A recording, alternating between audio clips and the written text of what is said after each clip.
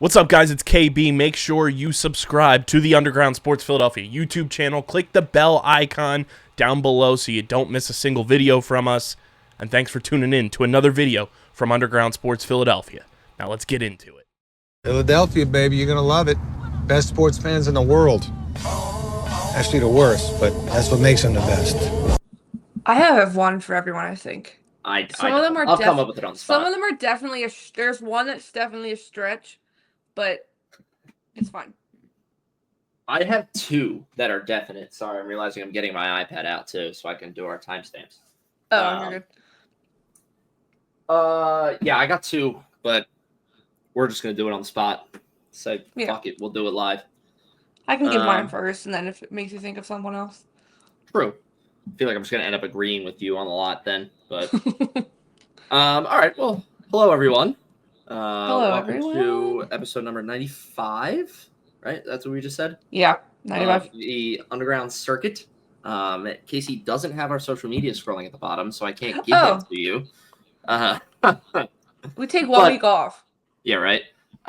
Please make sure to go follow us on our social medias that are now scrolling at the bottom of the screen if you're watching online. Instagram and Threads is underground_circuit, spelled exactly the name of our show, and Twitter/X is UG Circuit Pod.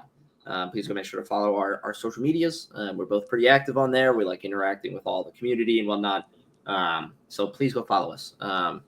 If you're new here, my name is Owen. That is my sister Casey. We meet.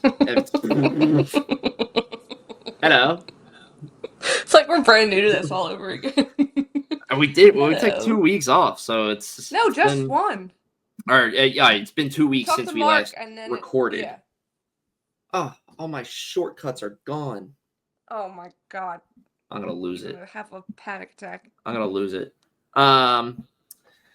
We have a good one. Got a good one today lined up for you. It might be a little bit long just because we took last week off, but I don't think it'll be that long. Yeah, but the topics are pretty good, so. Yeah, the topics are good. We'll start off with our meme of the week and weekly news, as always. After that, we will do a fun section. We'd gotten this question as a Threads Mailbag, I believe, that we decided to expand into a fuller section. And that is going to be head-to-head predictions for teams, meaning, Max versus Liam. Who do we think will do better? That one's pretty easy, but that's the gist of it.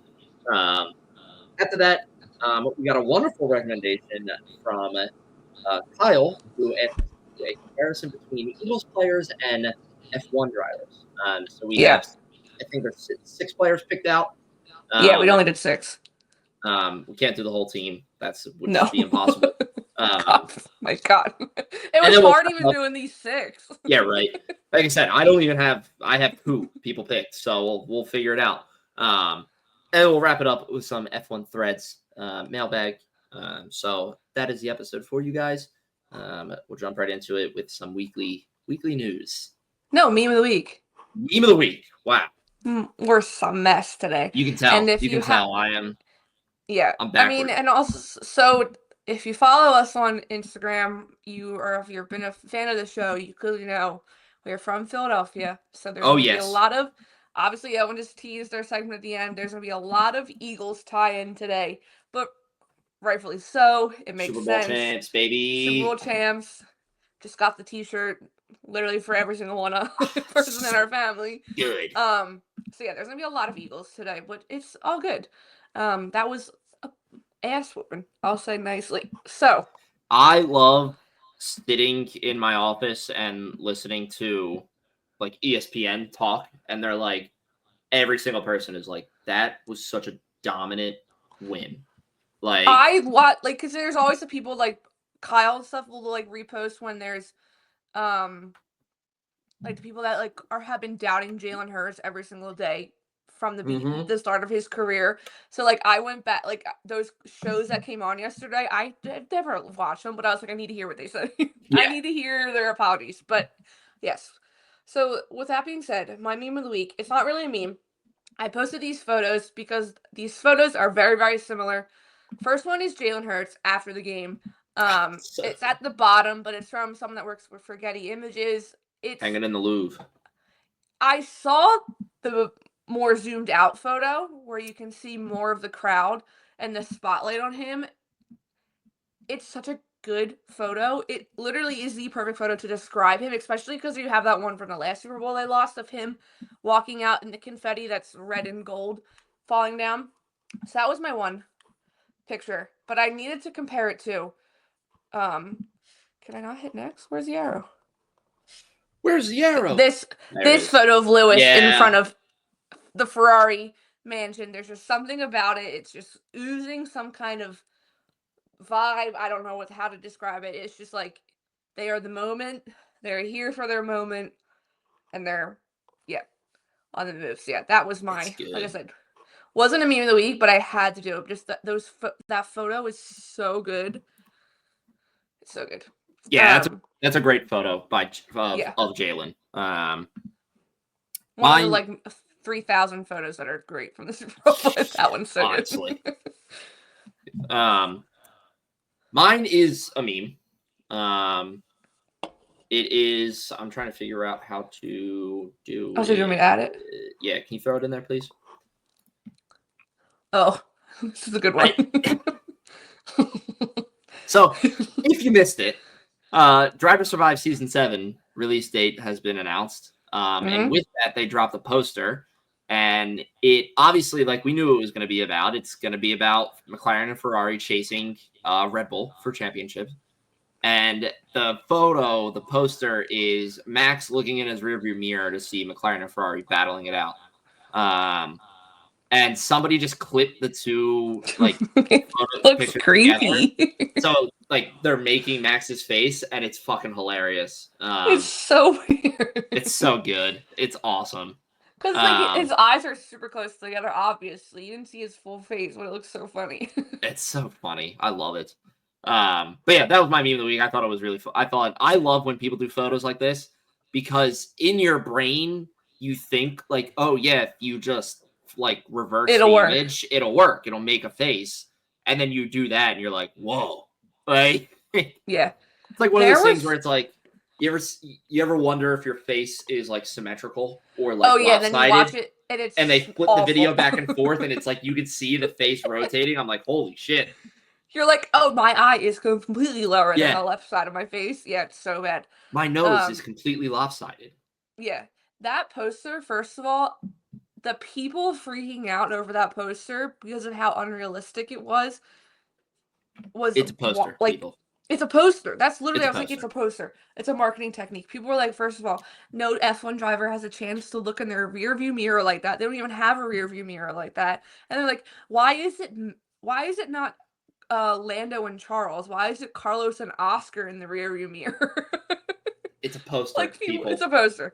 It's not the end of the world. It's supposed to convey a message of an overall theme, and it did that. It's a poster. It did a pretty good job. Yeah. I didn't mind the poster. I do like it because it's different from what they've used before. I think before it's just been a photo from the season or whatever. But I think it's good. I think it's the one thing that does worry me is that if they are doing this more narrative style poster, is the season going to be a little bit more? Is the season 7 going to be a little bit more narrative than it is Maybe. I mean, the season wrote itself with drama wise. What else can they fake add? I mean, it's the fact that it's February 11th. The season comes out March 7th, and we still don't have a trailer. We'll get a trailer next week or something. No, watch. The trailer's gonna drop Friday in the middle of the Eagles parade.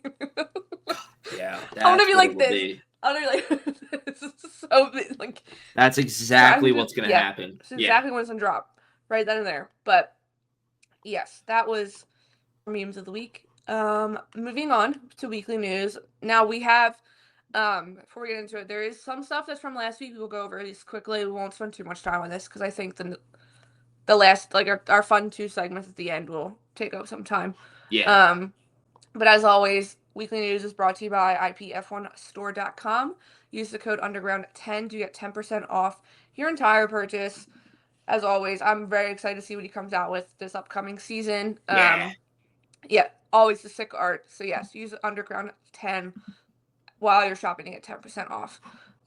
This isn't really weekly news, but we are 1 week away from the F1 75 launch. Next week's episode, I can tell you right now, because it'll be ending hours before we record. So it'll be a nice little recap Yep. of that event.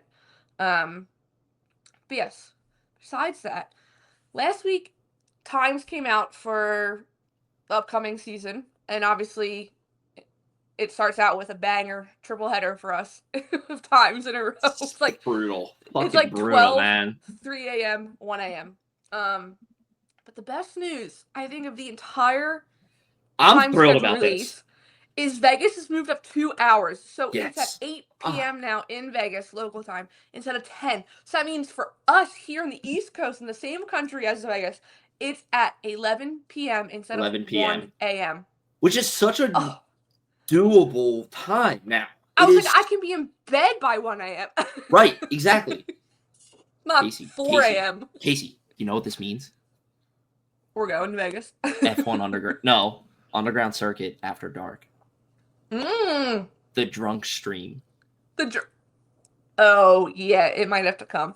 We might have to do it now. We might have to do the drinking stream now. If there's no gods that help us get to Vegas this upcoming season, we might have to do the drunk stream for Vegas. Always wanted to do a drunk stream. I feel like it'd be so funny.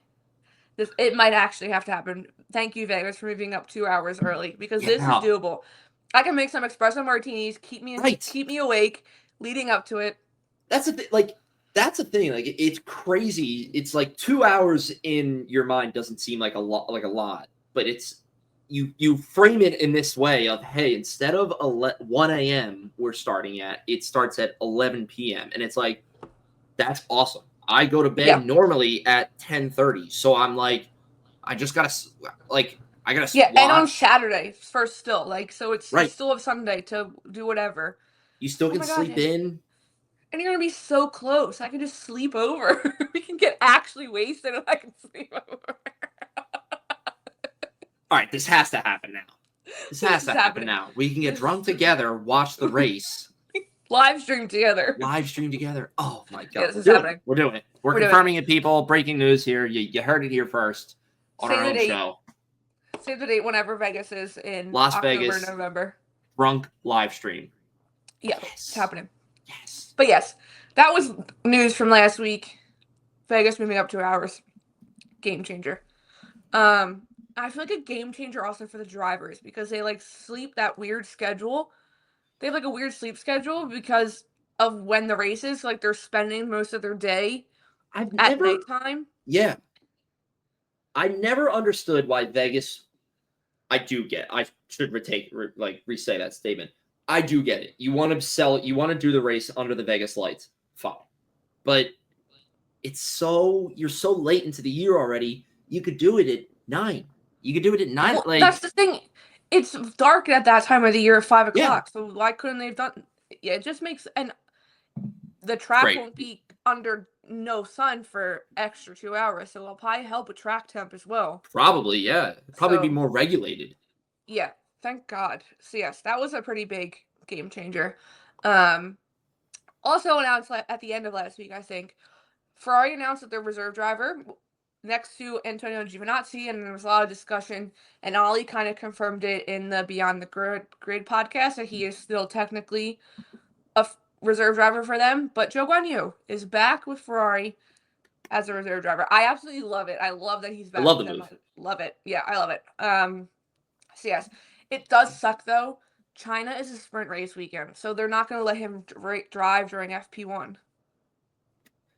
Oh, yeah, that's yeah. That sucks, but that's understandable. I mean, I'm sure he'll get something still.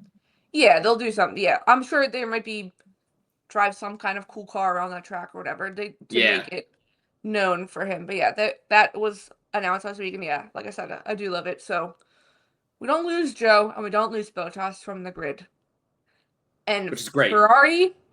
I hope Joe and Lewis take Charles shopping and get some sick ass outfits, because you have Lewis Hamilton and Zhou Guanyu walking in for Ferrari to the paddock.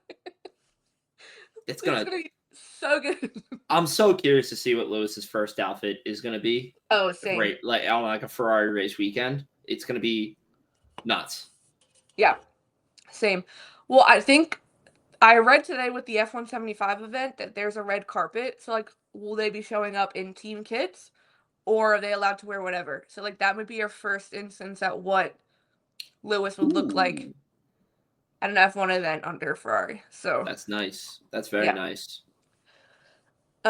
Moving on. This was this morning. There was lots of news that broke today at such a good time. Yeah. It was like I was up and like okay, like I could easily Up and take it moving. in. Yeah. Yeah, up and moving. This was Williams. Williams now has a new title partner. So in the same realm as there's been a lot of discourse about how what HP is to Ferrari, that is their title partner. So what will they now be known by? Owen uses this company at work, so he knows how They to will say be it. known as Atlassian Williams Racing. Yes, Yes. Atlassian. Sounds like Atlassian something is from like it's a Narnia. tech company. They do the ticketing software that we use at work. Oh, so I mean, you use it a lot. I use it. It's my bread and butter. I stay in it. I live in there all day. So it's cool to see. It's cool that it's a company that I recognize. It's cool that it's a company that I use and I use their products and everything. So I like it. I think it's cool. I think it's their logo is blue too, so it fits with Williams. It fits really, really nice. Yeah, Yeah. that's because like once that was announced, they released what their team kit looked like yesterday. Yeah, and and a they're going with picture the white leaked. suits. Yeah, then they're going back. They're sticking with the white suits, so it does work perfectly. The placement is definitely a little off on the. I feel like it could be because it's like the Atlassian and then the logo on top of Atlassian and then followed by Williams. So it's a little weird, but in Mark's article, he has noted that obviously to begin with the 2025 season, under the deal, the software company becomes the team's official title partner, official technology partner, and official collaboration software partner, which is huge for Williams. Yeah, I think huge. Yeah, that's a big move for them. That's gonna be big for them. Especially the technology side and whatever. That's gonna be huge for them. But yeah, I mean Williams isn't stranger to title partners. They've had a few. Someone listed them all like today on Threads, but I think honestly this looks great. The race suits, and like I agree with what you're saying. It's weird that it's the My Protein logo, and then it's the triangle for the Atlassian, and then the words like that looks a little funky. Yeah, but it doesn't look bad. I don't even hate like it would have been stupid. Yeah, I don't hate it though. I think it looks nice. I kind of like it that it's down the leg too. Mm-hmm. It's cool. I like it. And I'm happy they're going with the white race suits. Same. I don't mind. I like the white race suits for them. Clean, and we also we see it's a big Williams week. We see what the car looks like. The car looks like on Friday, and then we'll see their livery on Tuesday, obviously next week. But if you look at the race suit, they have their name on it. Like it's behind Alex's arm. It's yellow. So is there going to be a hint of yellow on the car somewhere? Oh, I do see it. I can see it on Carlos's too. Mm-hmm. Oh, that'd be nice. That'd be nice. And Alex released his helmet. It's kind of the same color scheme as last year, which I love, that pink and blue. Yeah. It's a little different. Carlos looks colorful, and I need to see what it looks like. Yeah, you can see it in this picture of them. You can see like a little bit of it's blue, a little bit of red mixed in. I think someone said Alex's it looked like helmet a lot. Yeah, I mean, that was like the first one I paint. You can see it in this camera. Oh yeah, right here. That was one of the early ones I did, and I loved that one. But shout out to Alex, and shout out to Lando for having kind of similar helmets, and I don't need to make changes next year. Wait, I'm a little bummed about Lando's helmet. No, but you see there's like tiny changes. Like there's a smiley face. Yeah, like it looks good. Like I think it looks great. I'm happy that the mini helmet that you got me is not like completely, out of style now. But I was hoping for something a little bit more. I want him to go to like if Lando did something like Alex did, like the design of Alex's helmet, but with Lando's colors, I think that would look really clean. Like the hard like lines and like it's like speed lines effect. Yeah, but that's me. When Lando was teasing the helmet was coming that day, it was giving, a lot of us thought it was going to be the reverse one that he had at the end of the season, and I know you like the reverse one. Oh, the reverse black one's with the great. yellow Yeah. blocks. Yeah. But yeah, I forgot that news also happened last week. Lando's helmet. Oh, we also saw. Now I'm going off. We saw Mercedes race suits. Did you see those? No. No. I made a graphic and I keep adding to it as more come. I can download it and share it real quick. Hold on. I'm amazed. I'm on the Formula One subreddit and I don't see it. We got to see Mercedes and Stakes. Salvers. I saw Salvers. I think they look good. They look decent, I should say. I don't know. I don't expect anything out of Sauber at this point. No, because it's gonna change. It's gonna change fully next year. Yeah. Share screen. Okay, hold on. Okay, so it's hard. I can zoom in. All right. They're not really that different from. No, they're not. I can't zoom in. They're not different at all. I mean, George's helmet looks exactly the same. Yeah. And then, don't look at George's helmet down here. I need to add Carlos's when he finally shows it. Oh, I was like, what the heck? I do like Kimmy's helmet. I think, yeah, they look pretty normal. You can definitely see the Adidas,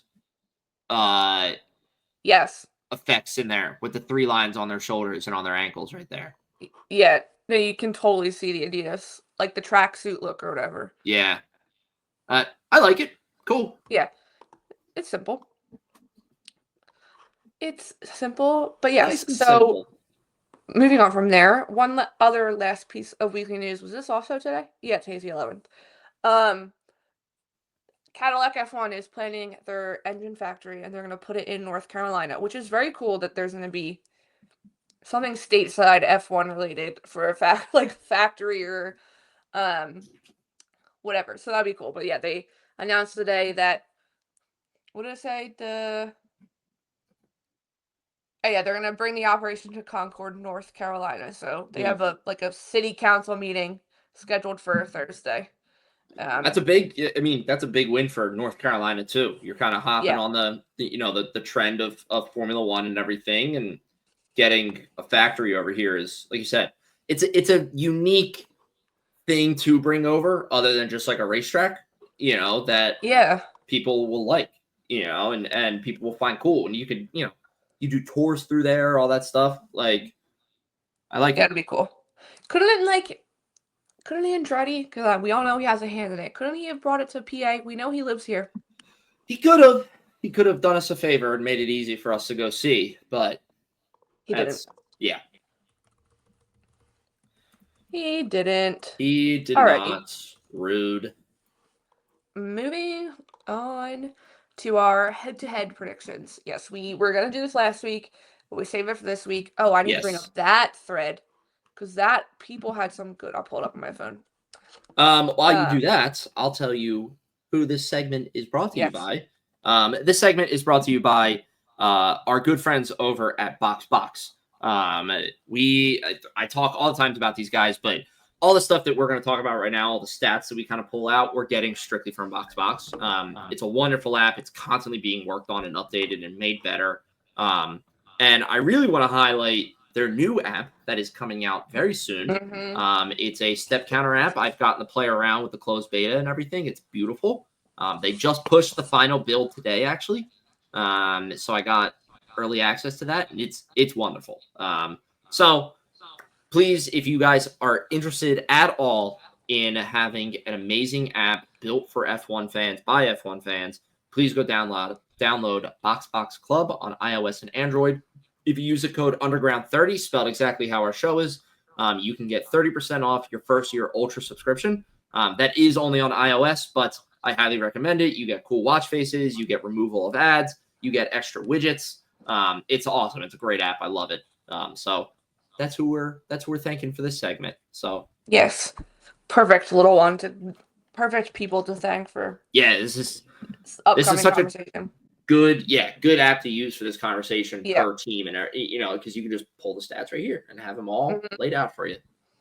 So yes, we will go team by team, maybe from the bottom up. I don't know, to give kind of head-to-heads of who out of the two driver pairs, out of the driver pairing, who's gonna win those head-to-head battles or win the head-to-head battle. Yeah, who do you want? Do you want to go from the bottom, or do you want to start with championship from order last year? Oh, that's good. Let's do championship order from last year. So start with McLaren. Yeah. Can we go from the bottom from championship order? Yeah. Okay.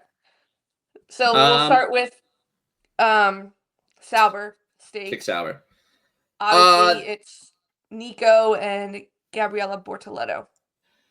I feel like this is easy, but I don't want to immediately knock him to the side. Yeah. Gabrielle, I think he can perform. I will, however, take in this section the veteran perspective. So I'm gonna go with Nico. I think he can perform. He performed pretty well at Haas. And Stake hopefully can kind of correct their mistakes from this past year with car development. So hopefully we get a little bit more of a challenger from them in their car, and it just works a little bit better. I'm gonna have to go with Nico. Good one. I'm gonna agree as well. I'm gonna stick with Nico.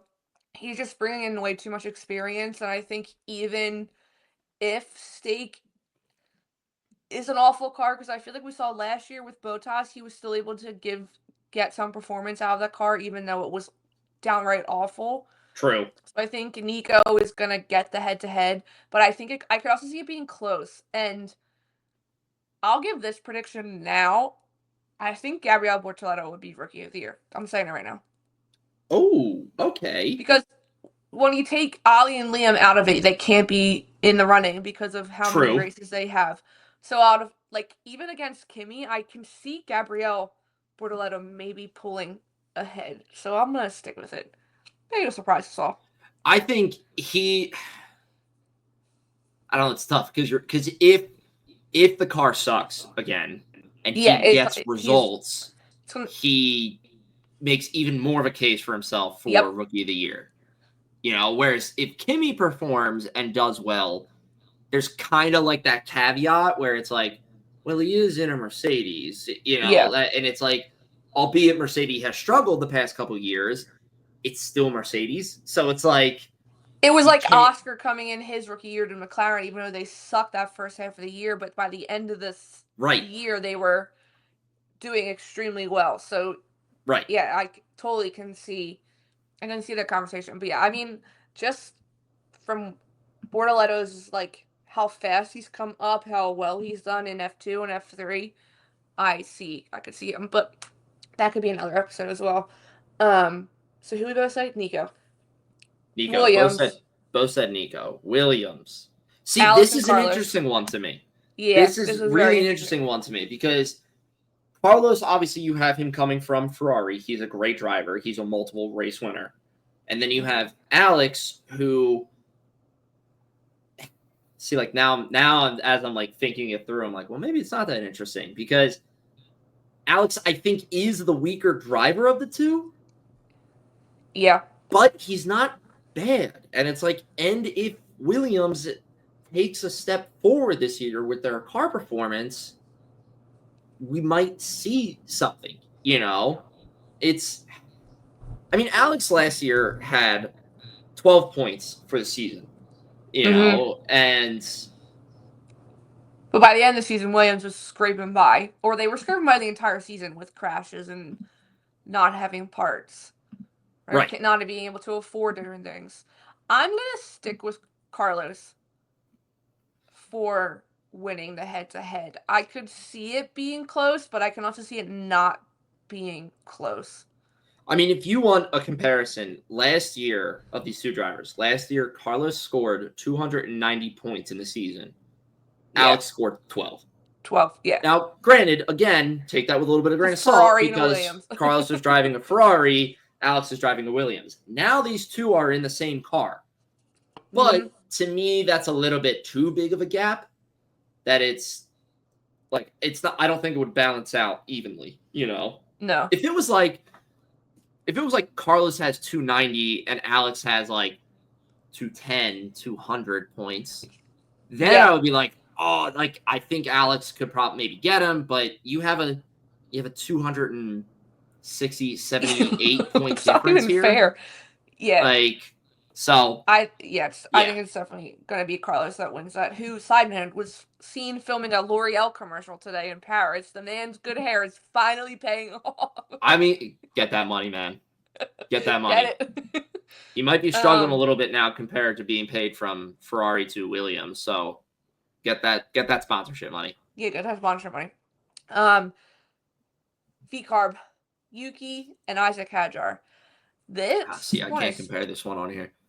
Stats.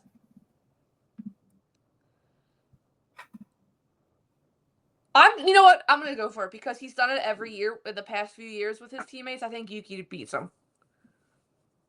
Okay. Give a point to Red Bull as well. He definitely has that fire lit under him. Yeah. I'll say that. He has that fire of like the kind of like, I took that personally, fuck you fire. I don't know. Because like Isaac is a good driver, but to me, a big thing with me is the rookie season card. It's like they're going into something that they have never experienced before. Everything they do is new.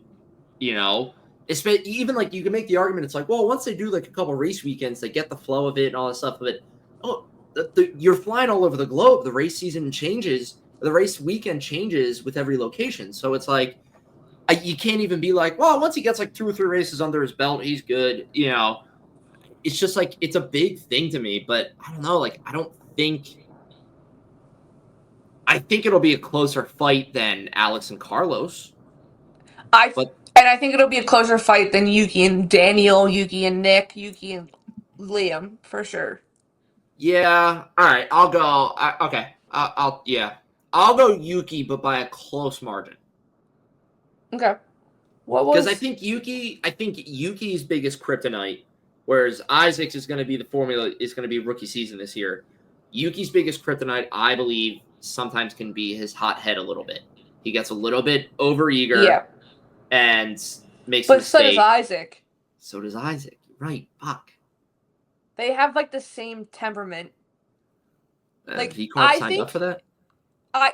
Yeah, that's the thing. I think Isaac is gonna make Yuki look calm. That'll be interesting. That'll be a day. Yeah. But all right. I'll go Yuki. I've watched some F2 races with Isaac and he is hot-headed in that. Like, yeah. He is all in that car. But you also, like you said, with F2, you have Isaac. He hasn't driven on half of these circuits. They don't drive in Miami. They don't drive on a lot of these circuits. So he's a lot of learning to do.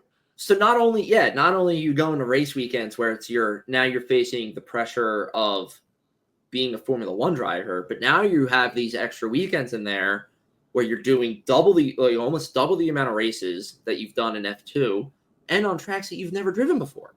Yeah. And it's like, shit. So, yeah. Like Ollie getting into that Haas and driving in Brazil when it was raining. Right. Yeah. Was it Brazil? He was like, I don't know what I'm doing. I have no idea what this track has for me, and it's downpouring. Yeah. He was like, call for that red flag. Yeah, I'm sticking with Yuki. Speaking of Haas, obviously Ollie and Esteban. I'm gonna go. If you want me to go with my gut, I'm going Ollie. Yeah, no, I'm 100%. I'm gonna go Ollie. All in Ollie. That kid is only going to be in Haas for a very little bit, and then he's moving on to another team. Yeah, I think the longest we see Ollie in Haas is 2 years. Yeah, that's what I think. It's 2 seasons, and then he's out to another team. I don't think he'll go to Ferrari just because of their current driver lineup. But yeah, but unless Lewis only has 3 years, so maybe we see Ollie and Haas for 3. And then okay. Lewis retires, Ollie takes the seat. But yeah, Fair. I mean, I don't think I could see it not even being close between him and Esteban. I think it's going to be close. I think it's going to be close, but I was just talking about the rookie season card, and Ollie doesn't really have that. He's had these pressures taken away from him in his opportunities to race. I mean, the kid came in the second race of the season and drove a Ferrari for his first time, and it was within 24 hours notice, and he killed it. He did great. Right, what are we gonna see with Ollie with a full season where he's not getting woken up the night before? Being like, oh, you're in the F1 Hey, car. by the way, you're driving this weekend. Get in the car. Yeah, I mean, he's gonna be able to actually be prepared and be settled in his routine and race routine and pre-race routine and everything. So I don't think it's gonna be a blowout. I think it will be close because I think there's a lot of pressure on Esteban.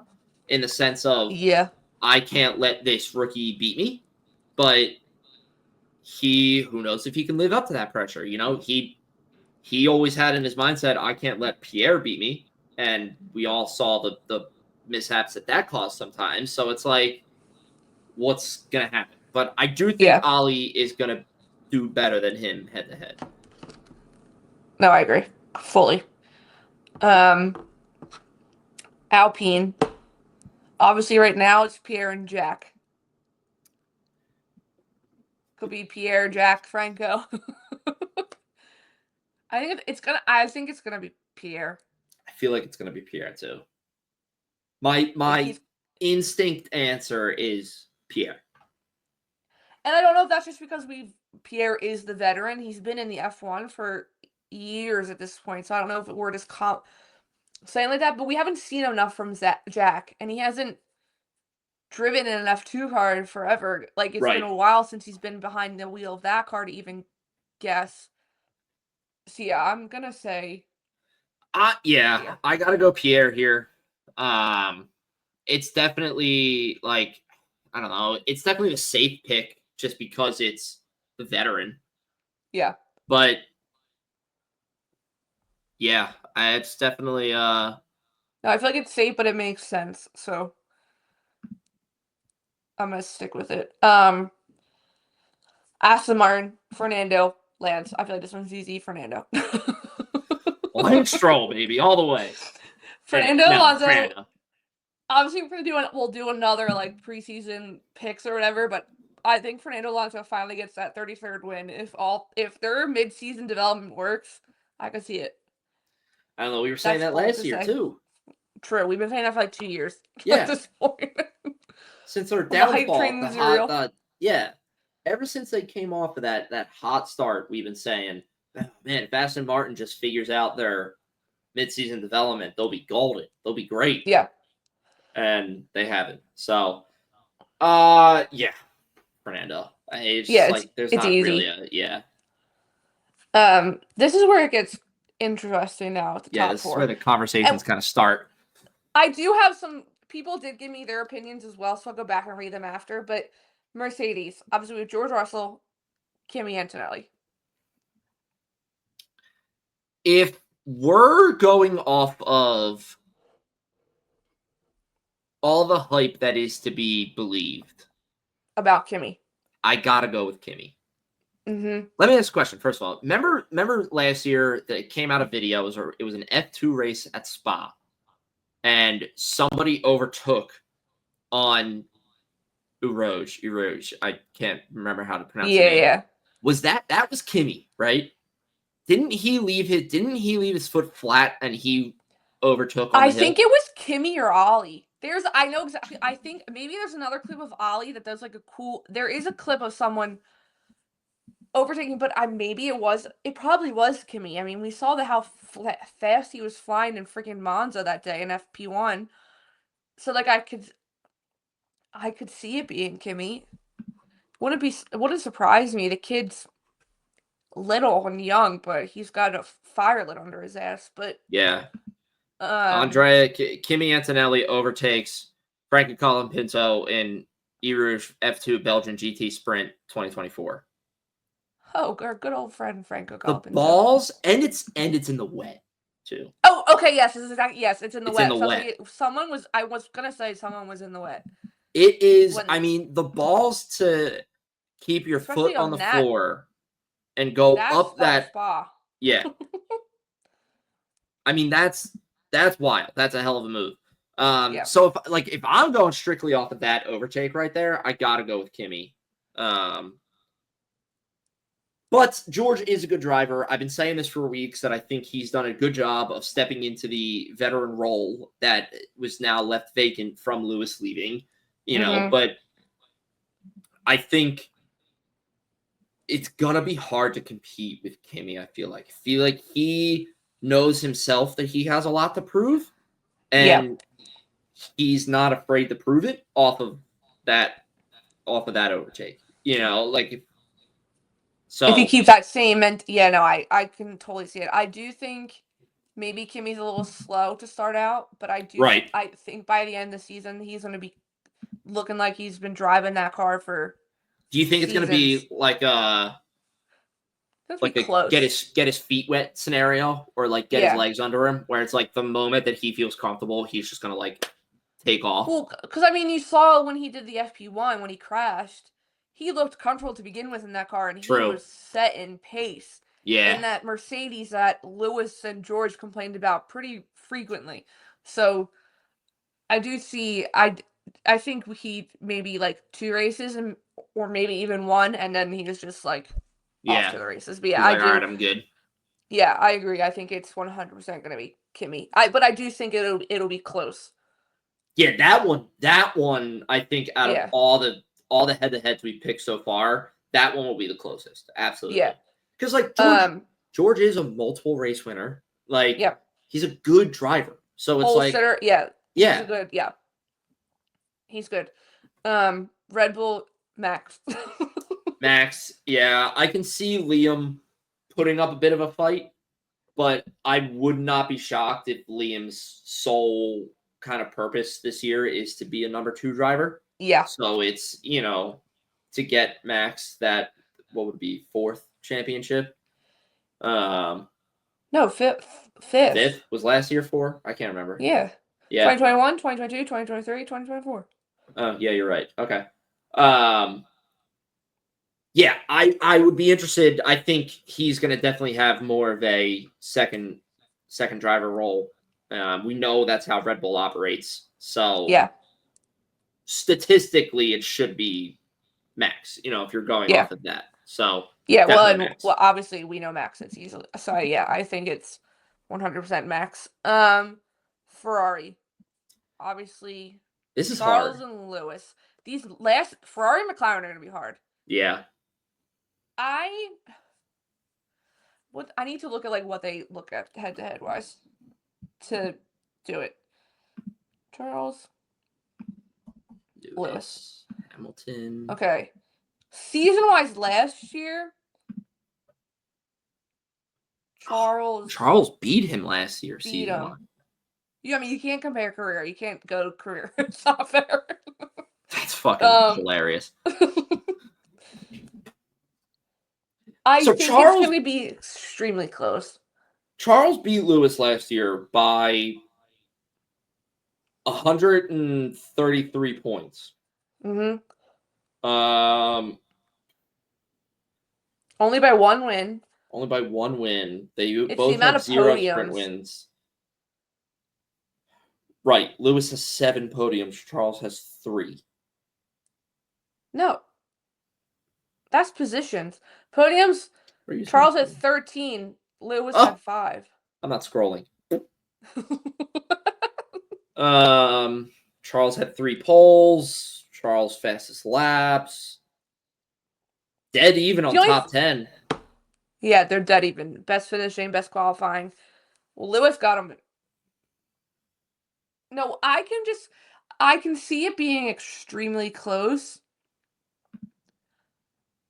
until if they have a chance, if one of them is clearly in the head to win drivers' champions and they identify that is driver number 1, like I'll play devil's advocate. Lewis is clearly far ahead than Charles. I don't think he'll be that far, but like they're like, Charles, you have to take a step back. Then yes, I think we would see whoever is driver number one.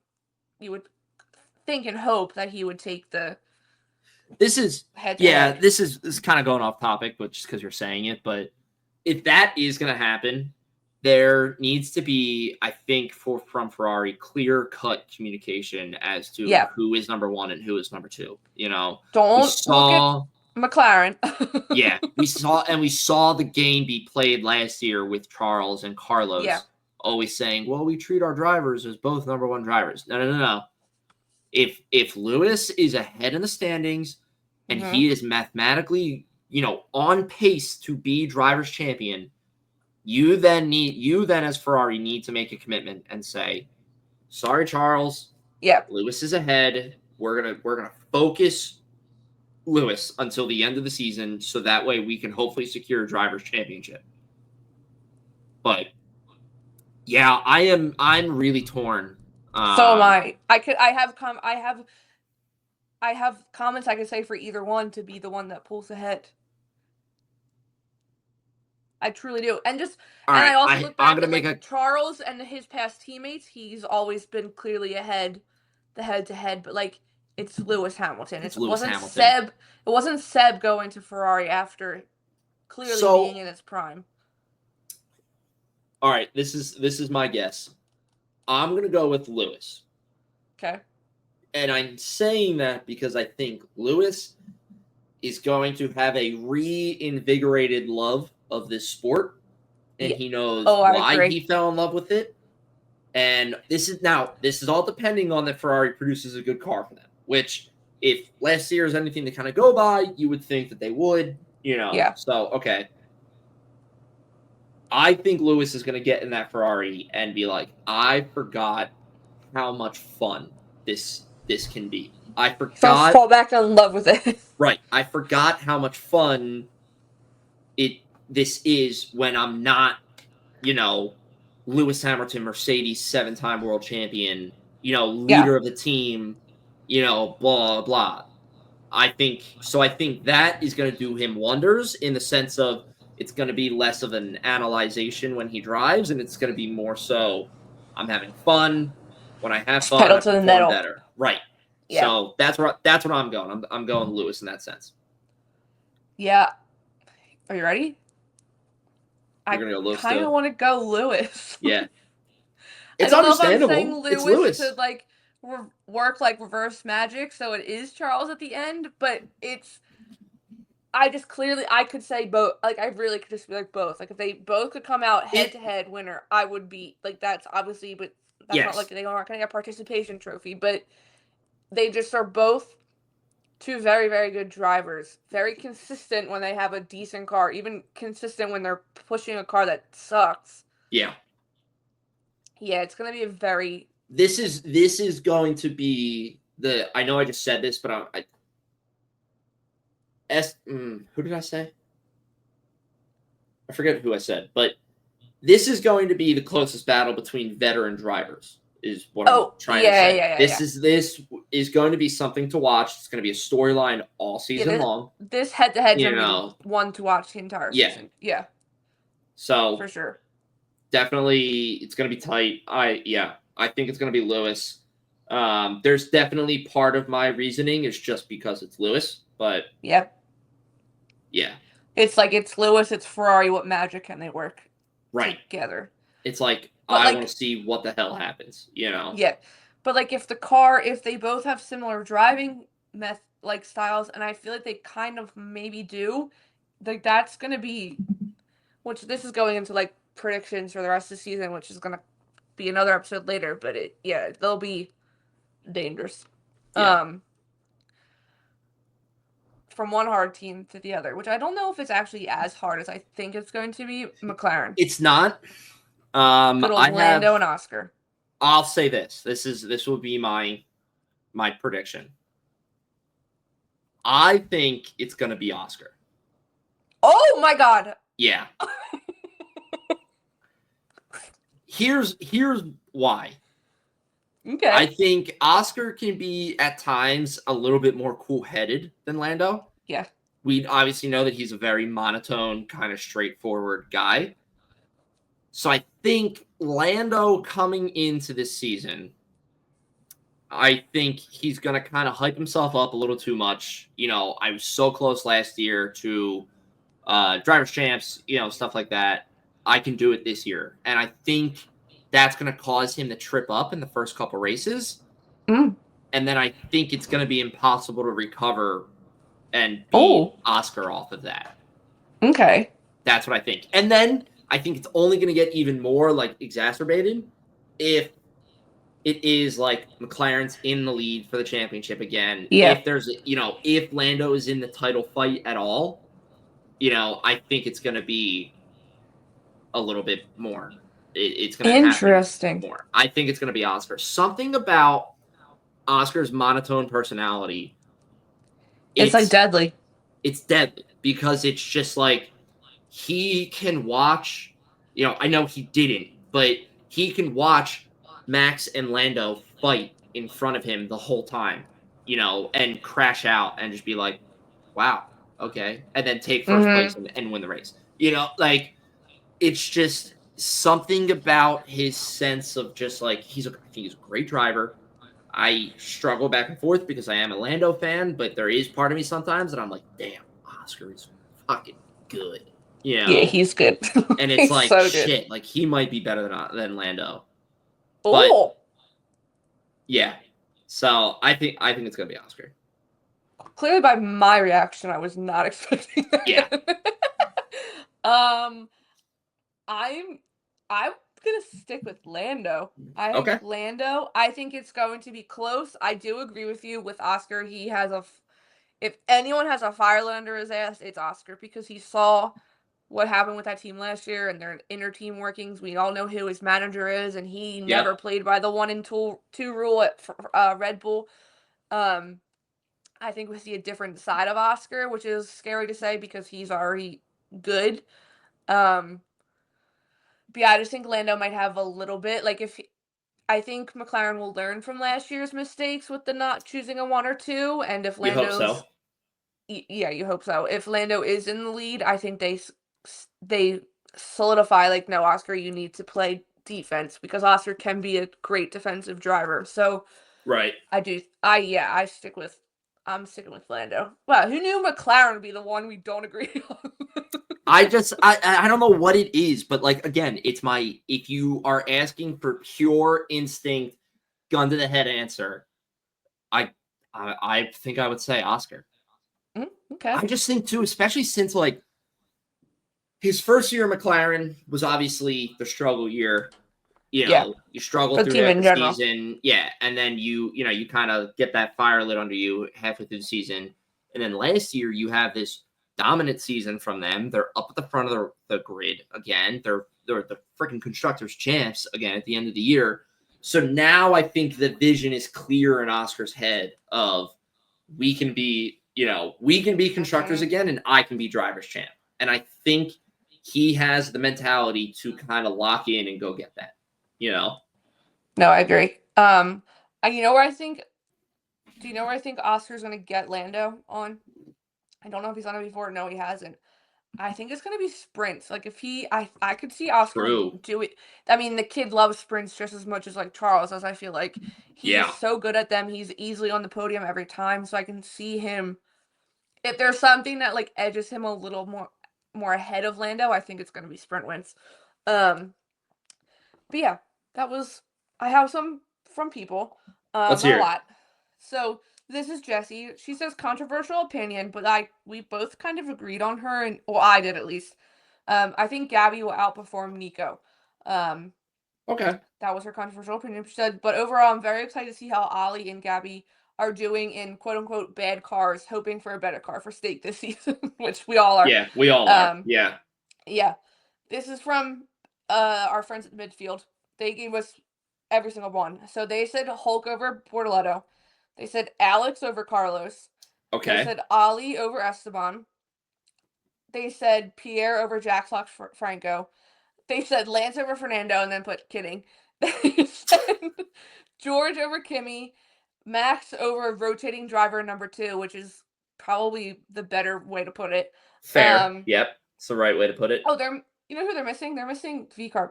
They put Charles over Lewis, and then they agree with you. They put Oscar over Lando. Yeah. Let me see. Oh, they said that how they made a podcast bet with Dirty Side of the Track, saying that they think Oscar will beat Charles. They think Oscar will beat Charles? Yeah, like in driver standings. Interesting. I don't agree, but interesting. But yes, and then what's her first name? I'm gonna butcher her last name. It's spelled Loes. It is.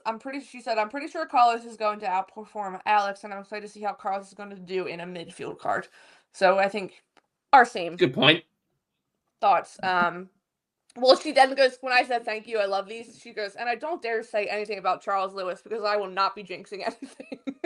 That's fair. That is a good policy to partake in. Yeah. Yeah. I will take that. Thank you. I should have done the same thing. Yeah. But yes, that was our fun little segment. That one was good. I like that one. All right. Well, next segment. Sorry, I thought I had the banner ready and I don't, so I'm typing. Oh, you're good. So we mentioned it earlier, but our lovely friend Kyle from over at Underground Sports Philadelphia gave us this idea to do a comparison, or who's who kind of situation for the Eagles and F1. So essentially, we will take Eagles players and we will compare them to F1 drivers who we think will kind of match each other. So there's 6 players here. We have Jalen Hurts, which if you're not an Eagles fan, Jalen Hurts is QB, quarterback. We have AJ Brown, who is a wide receiver. We have Cooper DeJean. Cooper DeJean is not a safety. Is not a safety. He is a cornerback. Devontae Smith, who is another wide receiver. Jordan Mailata, I don't know his technical position name, so I can't tell you that.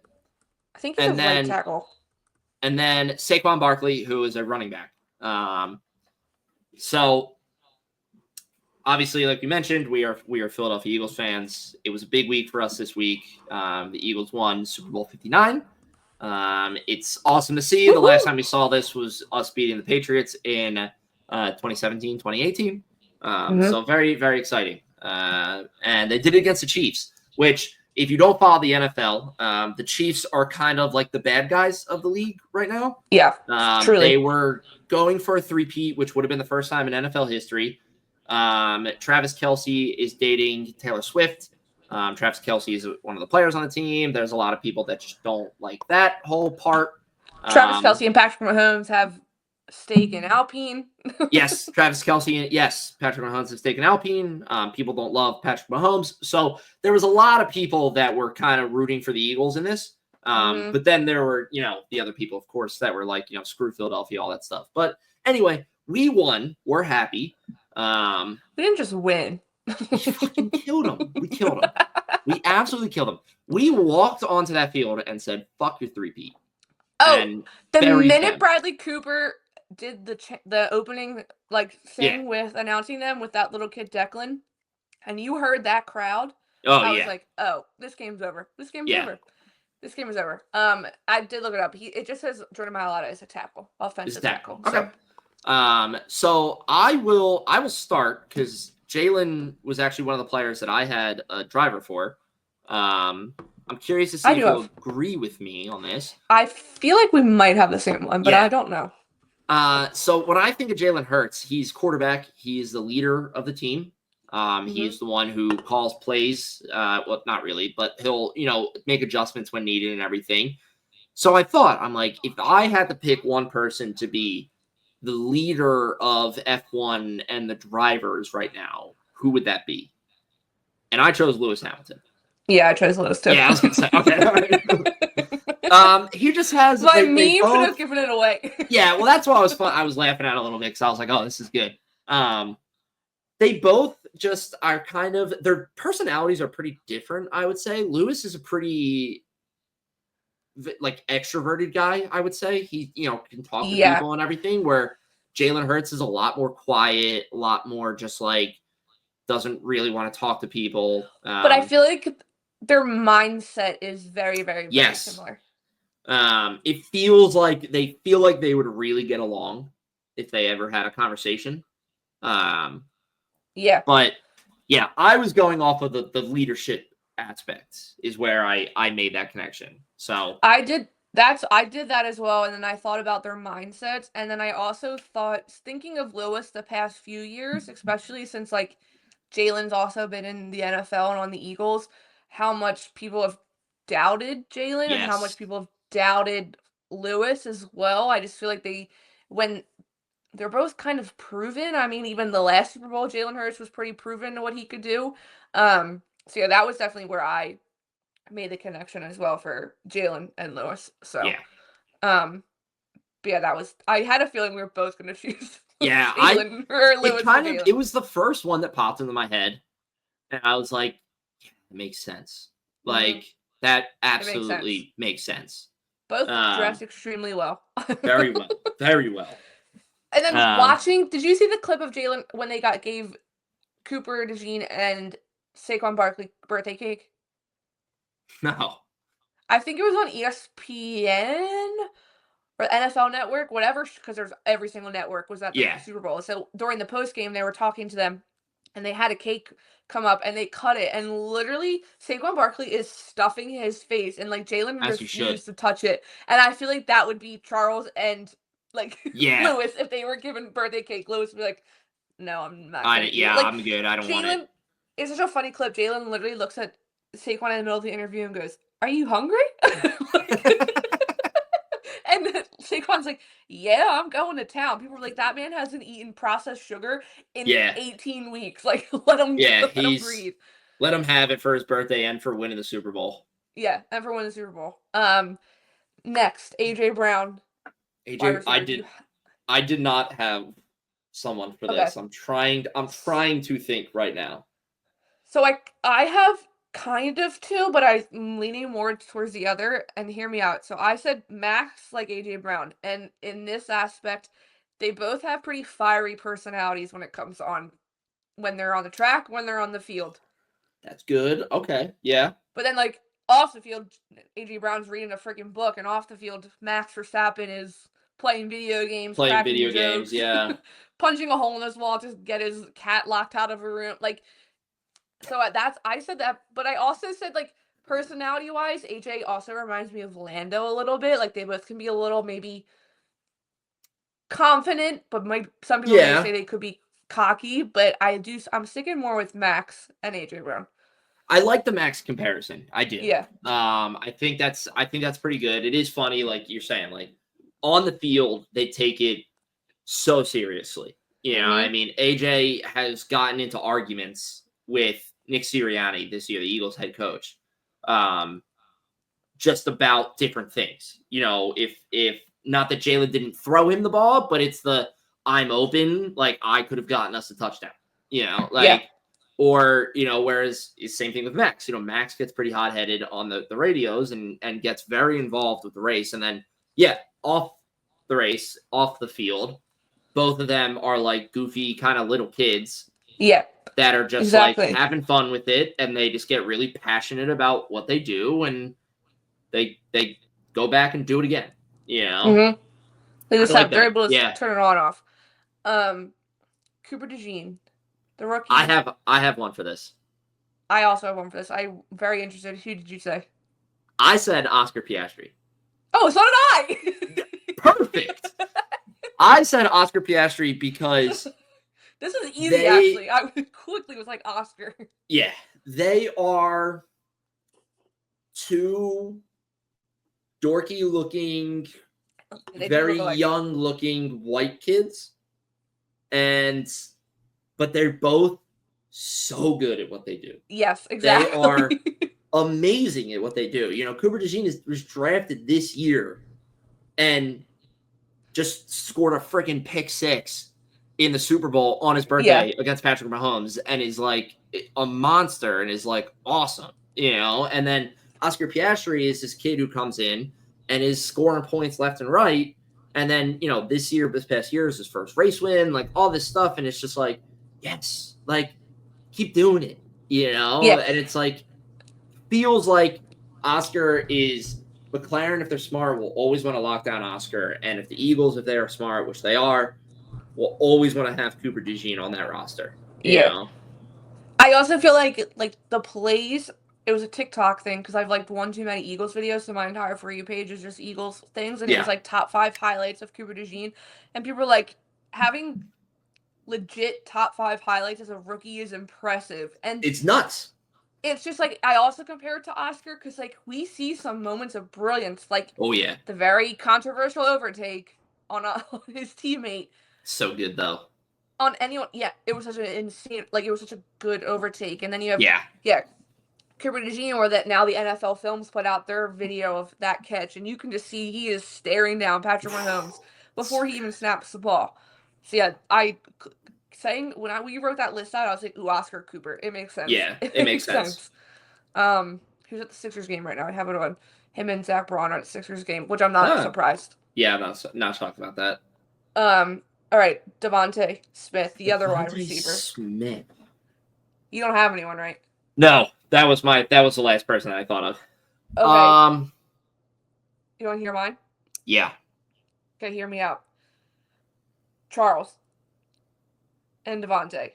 Okay. I'm going off.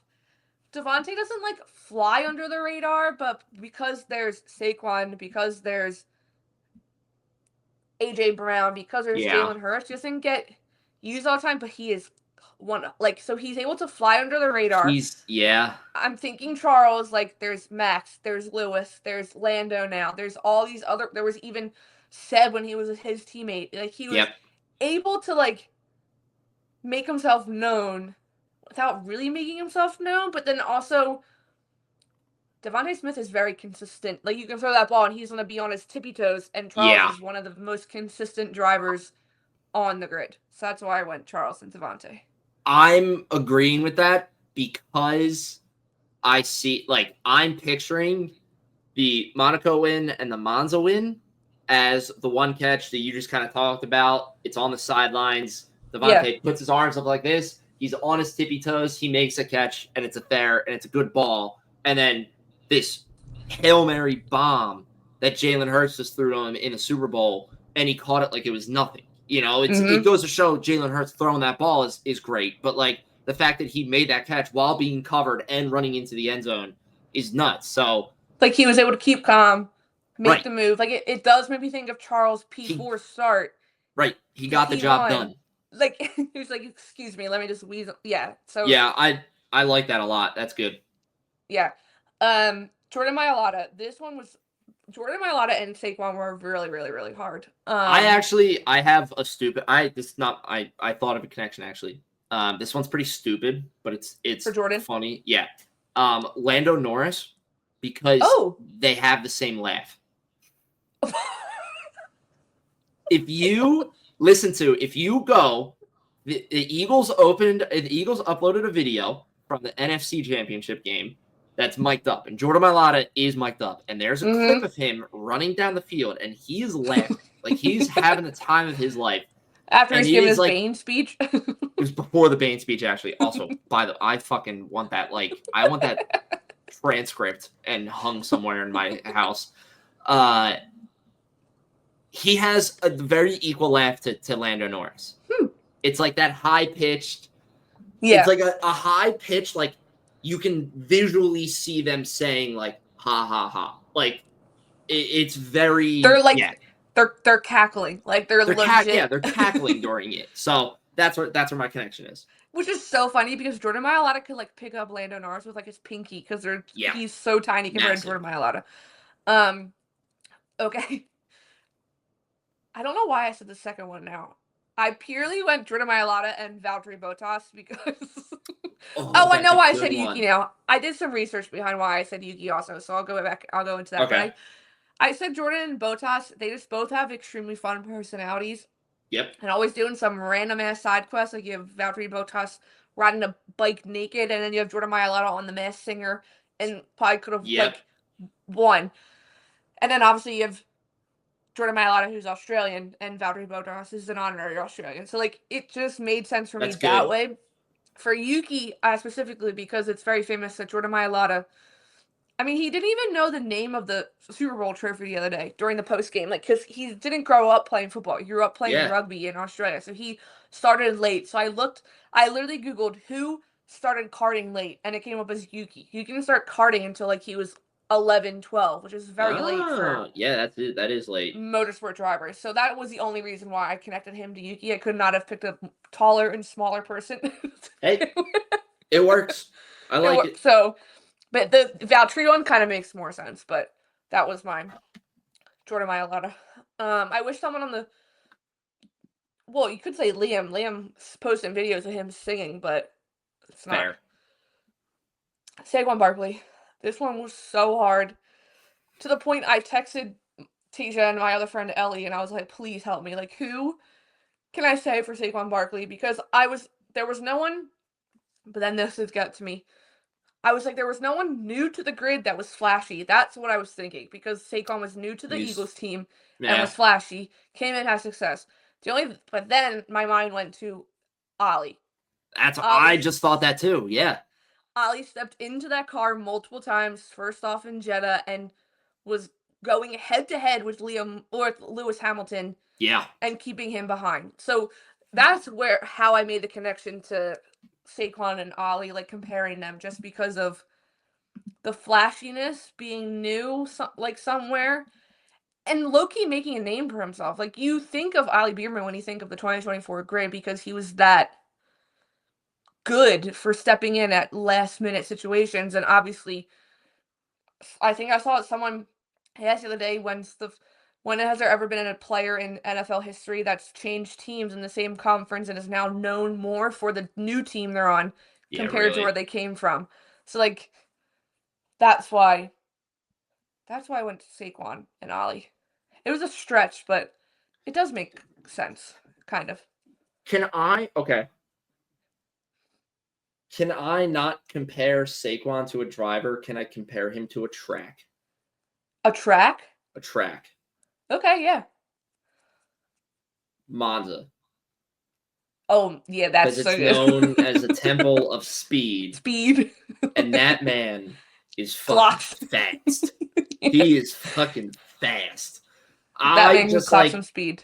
I'm thinking about the first drive of the Washington Commanders game that he broke the tackle and then was gone, and ran 60 yards for a touchdown on the first play of the game. It's absurd how fast that man is, and I like your comparisons. The Ollie one makes a lot more sense than mine, but it's but yours is fun. I like yours. It's that when I think of that man, I think of Saquon Barkley. I think he's fucking fast. So I was trying to think of like who's the fastest driver on the grid, but you then get into like, well, that's just the champion, like because they won the most races, all this stuff. Well, that's what Tasia was like. You could do Max, but I was like, yeah, it is, but it's not just like I didn't want to easily just go right to Max because of how good they are at positions, but. No, I like the Ollie one because you're right. He came in, he made a name for himself in that weekend, Ollie, and he did an amazing job in a short period of time. And you bring in Saquon Barkley from the Giants, one of our rivals, like you said, he makes more of a name for himself here than he does at the Giants. Yeah, and then in his first year in the team, makes this massive impact that ultimately I would say had more than, pretty much was one of the main reasons we won the Super Bowl was Saquon Barkley, so yeah, I agree with that. I like it. If I had to go farther, if I had to say the Eagles, like the front office of the Eagles, compare them to like not a team in general, but like higher up to the team, I'm going to say Ferrari. Now hear me out because of how wizard-like how Roseman and stuff are. Howie Roseman pulls some random moves, man. Yeah, they can pull some random moves, and then we get Ferrari pulling the randomest, craziest move last year with Lewis coming to Ferrari. It was surprising. I was also trying to think of like who we could compare Nick Sirianni to out of the team principals, and I can't Like, I feel like you could easily say, like, Gunther if he was still on the grid, but Gunther hasn't Gunther I could see won. because Nick and Gunther get pretty vocal. Mm-hmm. I'm trying to think of. I don't even want to say, like, Toto, because Toto can get, like, emotional and stuff over the radio, and we've seen Nick Sirianni, like, yelling at fans in the crowd, but I can't Yeah, but even remember, but say. like Nick can get pretty emotional too. I mean, remember 2 years ago when he was crying at the national anthem in the Super True. Bowl? I've True. honestly, now that you said it, if I were to pick any sort of team principal to Nick, I would say Toto. Because they All right. both can get pretty fiery, pretty hot-headed, and Proven themselves now. defend their teammates and their drivers and their players. And both, yeah, kind of the same thing where it's like the passion for the sport is there, you know, and you can feel that with Toto and Nick Sirianni. Yeah, that does make sense. Okay. Who knew Toto Wolff, Nick Sirianni in the same sentence? Same person. Just the same person. The same person. Could not be more far from a different person. But yes, that was our fun segment of Drivers and Eagles, which was fun. Thank you, Kyle, for that question. Yeah, it was good. I like that.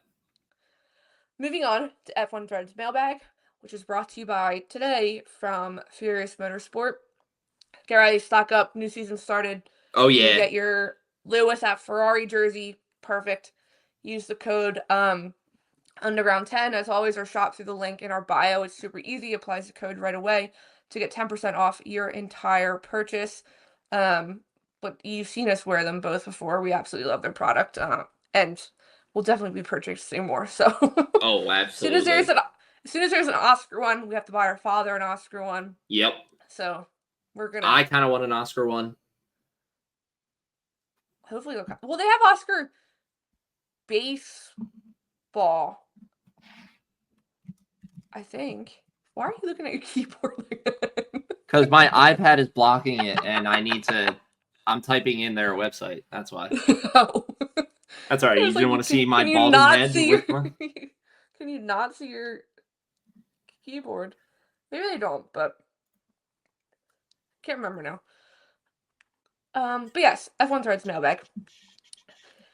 And to no one's surprise, these are kind of Super Bowl related questions. We have one from our favorite person, Chris, and then we have another one sent to me via Instagram DM from our loyal follower and listener, Linus. I'm not forgetting the question today. As I literally put in the notes, Linus's question, because I did not want to forget it. Oh, there's a ton of Eagles at the game. There would be more Eagles at the Sixers game than there are fans. Damn. Just saying. But yeah, so Chris asked, what was your reaction to the Super Bowl? Also, what are the expectations? Yeah. But it was over. I reposted it today. I said, you knew they were winning when it was Devontae Smith's touchdown on that Hail Mary of a pass. That was the... And then when they took their starters out in the fourth quarter. When I saw Kenny Pickett's face on the TV, I was like, are we fucking putting in our backups in a Super Bowl? Yeah. Then I was like, oh, okay. That's what people are like. The score was actually 40-6 because they put their starters in the fourth and didn't care about the touchdowns that they scored. Once the backups go in, it's garbage time. Yeah. True, full on garbage. And then he also asked, what are the expectations for Fox's debut year for IndyCar after all these ads? I think we kind of talked about this with Mark, but my expectations are very, very high. Mine are extremely high. I saw more Motorsport ads during the Super Bowl than I did anything else. Like, because you had Daytona a few times. Yep. Which is this upcoming weekend. You had Pillow, Newgarden, and Pato during the Super Bowl. And also during pregame, they had them on.